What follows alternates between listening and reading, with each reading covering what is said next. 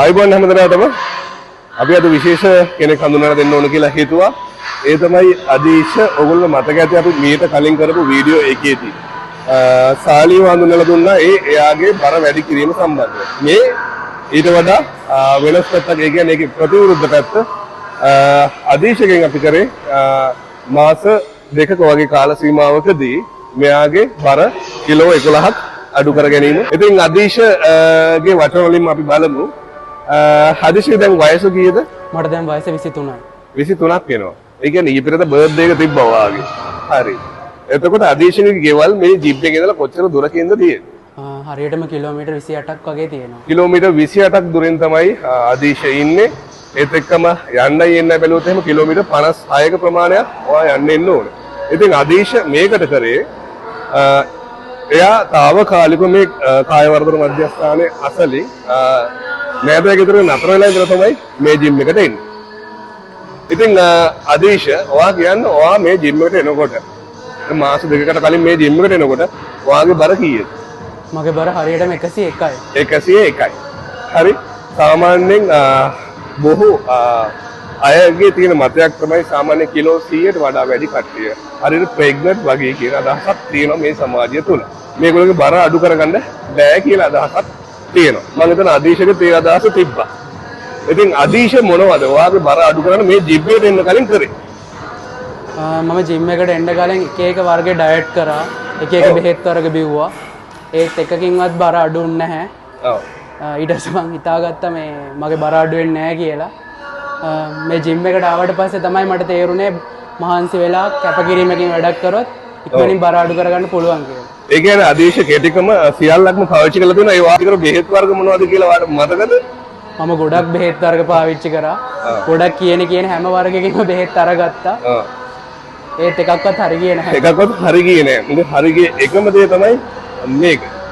හරි. එතකොට අදීශ දැන් මේ ජිම් එකට ආවට පස්සේ දැන් ඔයාගේ බර කීයක් වෙනවද? හරියටම දැන් මගේ බර 90යි.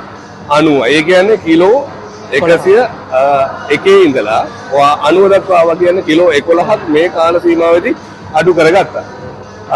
ඔයාට මතක ඇති මම හිතනවා ඔයා ජිම් එකට ආපු ගමන් මුල්ම දවස්වල මගෙන් පොතටම බැනුම් ඇහුවා. ඒ කිලෝ 100ක් වෙනකම් මේ වගේ තරුණ භද්‍ර යවුවේ ඉන්න කොල්ලෙක් මොන මගුලක්ද කරේ කියලා. ඉතින් මට එහෙම කරන්න වුණා. මොකද මං කියන දේ මං ඩයට් එකක් දුන්නා, ඩයට් එක ෆලෝ කරන එක, ඊට පස්සේ එක්සර්සයිස් කරන එක හරියට කරව ගන්න ඕනේ හින්දා. මට මතකයි අදීශ ඔයා ආපු මුල්ම දවස් කීපෙදී ඔයාගේ අතපය ලොක්ුණා නේ, මසල්ස් පෙරළුණා. ඒ වගේම ගොඩක් අපහසුතාවයකට පත් වුණා නේද? දැන් එහෙම මොනවද තත්ත්වයක් තියෙනවද ඔයාට? දැන් එහෙම මසල්ස් පෙරළන ඒවා, මසල්ස් ඉර වෙන ඒවා එහෙම මොකුත් තියෙනවද? මම එනකොට නම් මට කිසිම දෙයක් කරගන්න බෑ. කිසිම බරක් උස්ස ගන්න බෑ. මගේ ඇඟ ඔක්කොම වෙවුලනවා. හරිම අමාරුවෙන් තමයි ගෙදර ගිහිල්ලත් හිටියේ. මං හිතුවා මට මේක කරන්න අමාරු වෙයි කියලා. ඒ ටික දවසක් යනකොට තේරුණා මේක එච්චර කියන තරම් ලොකුවට අමාරු නෑ. මේක කරගන්න පුළුවන්. දැන් නම් මට කිසිම බරක් දැනෙන්නේ නෑ. මට දැන් හැම එකම කරන්න පුළුවන්.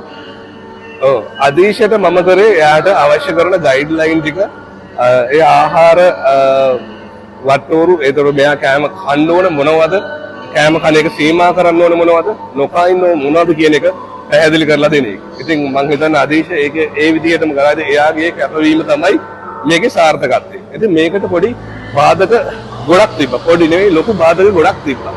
එකක් තමයි සිංහල අවුරුදු කාලේ. ඒත් එක්කම තමයි මෙයාගේ බර්ත්ඩේ එක තිබ්බා. එකම වාගේ මිත්තණියගේ බර්ත්ඩේ එක, ආච්චිගේ බර්ත්ඩේ එකක් තිබ්බා. ඉතින් මේ කාල සීමාවෙදී මෙයා කරේ හරියට ඩයට් එක ෆලෝ කරන එක. ඉතින් මෙයා පොඩි කපටි වැඩක් කරා. ඒ තමයි මෙයාට හම්බ වෙන තමයි බර්ත්ඩේ එකට හම්බ වෙන කේක් එකෙන් කෑල්ලක් මට ගෙනත් දෙනවා. ගෙනත් දුන්නා නේද? ඒකම සිංහල අවුරුද්දට කාපු දොදොල් අනම්මන ඔය අපි කන කෑම මෙයාට හම්බ වෙන ටික මෙයා මට ගෙනත් දුන්නා. හරි. ඔයා මේ වීඩියෝ එක බලන ඔයා මොකද හිතන්නේ මම ඒ කෑම කන්නේ නැද්ද? නැත්නම් අවොයිඩ් කරන්නේ නැද්ද? ඇත්තටම මම ඒ කෑම කෑවා. මෙයා ඉස්සරහම කෑවා. ඒකට හේතුව මං අදීශයට කිව්වා මේ කැපවීම කරන්න වෙන්නේ මාස 3-4කට වගේ කාල සීමාවකට විතරයි. ඒ කැපවීම හරියට කරන්න ඊට පස්සේ ඔයාලට පුළුවන් ආස දේවල් කන්න. ඒක මම ඔයාලට කියලා තියෙනවා. ඉතින් අදීශ මොකද කරේ? ඇත්තටම එහෙම කරනවද? මමත් එහෙම කරනවද කියන එක බලන්න තමයි මම හිතන්නේ ගෙනත් දුන්නේ. එහෙමද? මම කෑවා. හැබැයි පහුවදාට මට පුළුවන් වුණා. ඒ මම ගත්ත අමතර කැලරි ටික බර්න් කරන්න මේ ජිම් එකේ ව්‍යායාම කරලා. ඉතින් අපි එහෙම කැපකිරීමක් කරන්න ඕන. අපිට ඕන ඇඟ අපිට ඕන weight එක හදා ගන්නකම් විතරයි. ඊට පස්සේ පුළුවන් අපිට අවශ්‍ය විදිහට අපි ආස කරන කෑම කන්න. ඊට පහුවදාට ඇවිල්ලා ඒක බර්න් කරලා දාන්න. හරිද? ඉතින් අවසාන වශයෙන් අදීශ. ඔයාට මොනවද මේ ජිම් එක ගැන කියන්න තියෙන විශේෂය? ඇත්තටම මට ගොඩක් සතුටුයි මේ ජිම් එකට ආපු එක ගැන. මොකද මම ජිම් වලට ගිහින් තියෙනවා. ඒත් මං කටි කාලෙන් නතර කරා මට බැරි හින්දා. ඒත් මේ ජිම් එකේ හිටපු කෝච් මට ගොඩක් උදව් කරා. මම ගොඩක්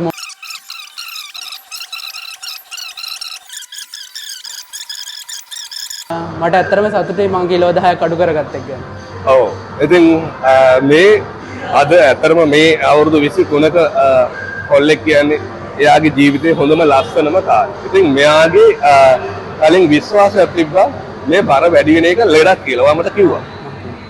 ඉතින් ඇත්තටම මේක ලෙඩක් නෙවෙයි කියලා ඔයාට හිතනවා ඇති. ඒක හින්දා වෙන්නද එක එක බෙහෙත් જાති මෙයා ගන්න ඇත්තේ. ඉතින් එහෙම හිතන අය ඕන තරම් මේ සමාජයේ ජීවත් වෙනවා. ඉතින් ඇත්තටම මේතර කිලෝ 101ක වගේ ප්‍රමාණයක් සමහර විට ඊට වඩා වැඩි ප්‍රමාණයක් තියෙන කෙනෙක් වුණත් මේ ජිම් එකට ඇවිල්ලා බර අඩු කරගන්න පුළුවන්. විශේෂයෙන්ම කියන්න ඕන දේ තමයි මේ ජිම් එකට ඇවිල්ලා මෙච්චර බර අඩු කරගත්ත එකම කෙනා නෙවෙයි මේ. එක එක්සැම්පල් එකක් විතරයි. තව ඕන තරම් තියෙනවා. හැබැයි විශේෂත්වයක් තිබ්බා මෙයාගේ. ඒකට හේතුව තමයි එක එක බෙහෙත් වර්ග පාවිච්චි කරලා තිබ්බා. එක එක ත්‍රෙටිකම පාවිච්චි කරලා තිබ්බා. ඉතින් ඒක නිසා තමයි මම උදාහරණයක් විදිහට මේ මෑත කාලේදී බර අඩු කරපු කෙනෙක්ව උදාහරණයක් විදිහට ඔයගොල්ලොන්ට පෙන්වන්න ඕන කියලා හිතුවේ. ඉතින් ඒත් එක්කම විශේෂයෙන්ම තවත් දෙයක් කියන්න ඕනේ. සමාජයේ පොදු මතයක් තියෙනවා අපේ ශරීරයේ බර කිලෝ 100 පෙන්නට පස්සේ අඩු කරගන්න බැහැයි කියන එක. ඇත්තට මේක අමාරුයි තමයි. නමුත් යම්කිසි කැපකිරීමක් කරන්න වෙනවා. ක්ලෝස් සුපර්විෂන් එකක් ඕන වෙනවා. ඇත්තටම මම මෙයා ළඟම හිටියා මුල්ම දවස් ටිකේදී. මොකද මෙයාගේ මසල්ස් පෙරලෙනවා. එතකොට මම ඒ වෙලාවට උදව් කරන්න ඕනේ. බෑ කියනවා, නෙගටිව් වෙනවා. නමුත් පොසිටිව් ඇටිටියුඩ්ස් දීලා මෙයාව කොහොම හරි ගොඩ දාගන්න පුළුවන් වුණා. ඉතින් ඇත්තටම මම හරි සතුටු වෙනවා. මම විශ්වාස කරනවා මේ වගේ කොල්ලෝ ගේ ජීවිතේ ලස්සන කරන්න මොන හරි දෙයක් කරන්න පුළුවන් නම් ඒක තමයි අපේ පැතුම. ඉතින් අපි ඒකෙන්ද සම්පූර්ණයෙන්ම 100%ක් නැචරල් විදියට තමයි ඔයාලව ඇත්තටම ඔය ඉන්න තත්ත්වෙන් උඩට ගන්න.